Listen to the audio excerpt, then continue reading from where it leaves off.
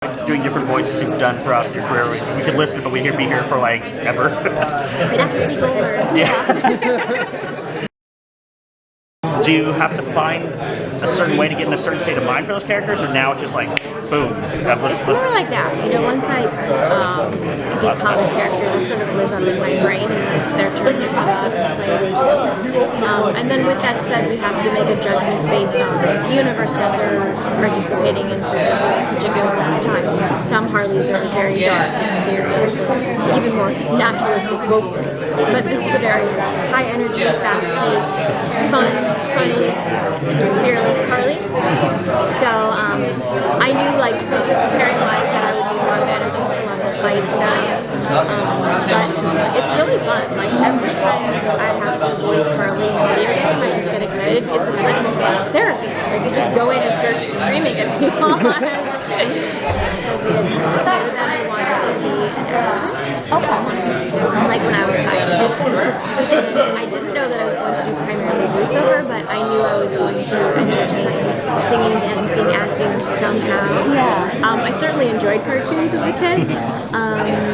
And even now when I'm doing an on-camera show, I'm like, you're so famous in that world. Like, I didn't know that that was going to be a thing, but I'm certainly very grateful. It's a pretty beautiful thing. Did you go to college at all for your acting? No, I didn't. I started professionally when I was 13. Oh, wow. And I grew up in Toronto, and I thought when I go to college, I want to study things that I don't already know. And then when I graduated, I got into AMDA in New York, and another performing arts school in Toronto, and then I booked 3 movies. And I'm like, oh wow, I guess I gotta keep going and doing that. So yeah, I never went to college. Cool. That is really adorable how much she likes cats. And she calls him Slobber. Yeah, it's really cute. You know, I love this particular multiverse world because there are so many characters from different universes that would never interact with each other, talk to each other, hang out with each other, fight each other, play with each other.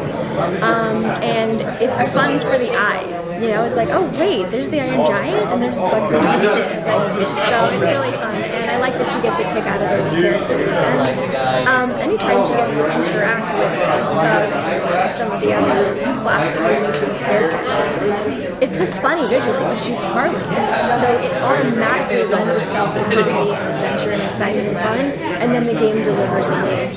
Yes. Yeah, I mean, because there's so much that has to be timed, and the game people know exactly what level of energy is needed for this moment, depending on how far away a character is in projection, or if it's like an in-fight line, or if you're like chilling out. So all those things, I can't even imagine having to organize, keep clear every single moment in a video game. It's a tremendous amount of work, and especially you have these many characters to sort of navigate. Yeah. Must be very challenging. So, you know, video games when we work alone, it's just you for 4 hours, and they will have line by line, typically 3 in a row, to make sure they have their bases covered on different levels of what that gameplay is going to be. It almost sounds like the sound engineer, or whatever, is like the unsung hero of the game. We love our sound engineers. I mean, there's so much collaboration that goes into making sure that there's games. And I think people will see it visually on an on-camera thing, but they don't really understand the level of work that goes into a video game or an animated thing. It's a tremendous collaborative effort that at one piece of the puzzle falls apart or the whole thing has to get tossed, you know?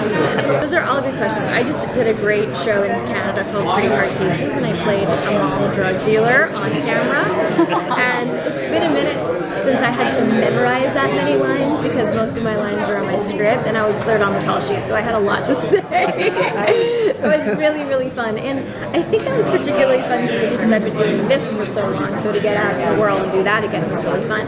But in truth, it's all wonderful, it's all fun, and I'm so grateful that I get to play in both yards. You know, not everybody gets to do that.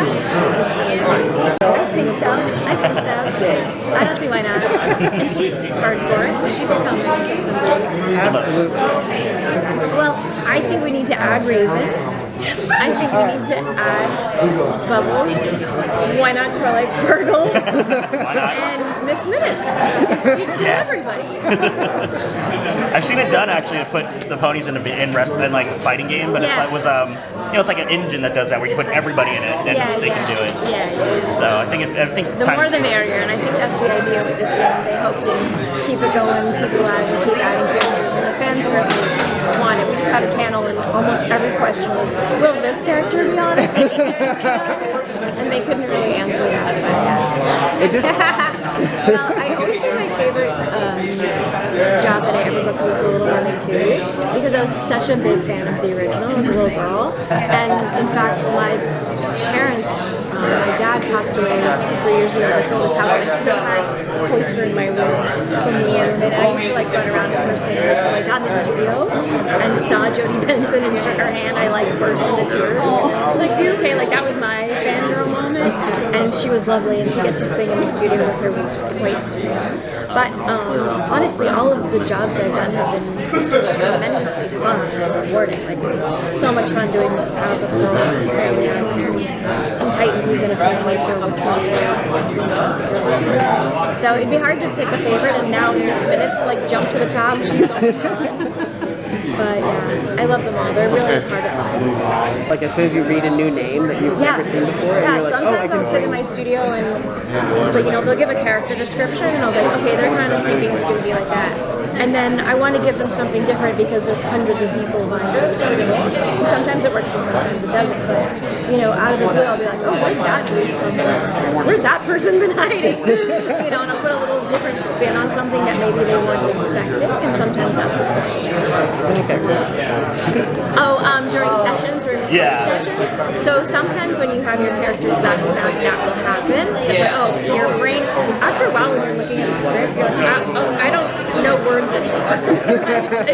So sometimes like, oh wait, that was a Raven line. But you don't really confuse them within action because, like I said, they're like their own entity, and when I'm playing them, I am them. So I don't like accidentally go into Harley if I don't mean it right. But sometimes if I'm doing it back to back and I just misread the character name, that can happen. I don't know, it's such a specific skill set to play multiple characters in cartoons or video games. I think the truth is, when it comes to versatility and voiceover, you need to have really done. And there's certainly things you could do to hone and perfect your skills if something you're interested in doing, like scene study, improv classes, singing lessons to learn all the different ranges that you have. But the idea of shifting between characters I don't know that you could actually teach it. Like, it's like there's some people that are really great multitaskers. But I will say that most of the people that work a lot in this business are very versatile and great at